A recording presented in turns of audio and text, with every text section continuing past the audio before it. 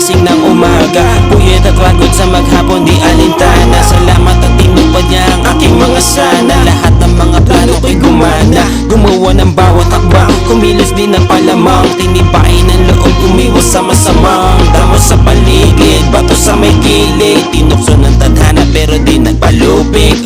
Kada gabi napapasana na sana may makain sa habag ng lamesa. Ito ang realidad sa mga tulad namin tukhana. Kung hindi ka kakahiga, hindi ka rin tutukan. Napapaluwa kung minsan napapaisip kung papaano na lang bigla magbago ang ihip. Bigla kong makamig lahat na parang panaginip. Sinubukan kong ipilit bumangon at sumilip sa kinabukasan ng nakaapak ang aking mga paalam. Sa mga repa nagsabi na hindi mo na kaya. Sa sarili ng tiwala hindi nagpabaya. Kaya salamat sa tiwala, Ama.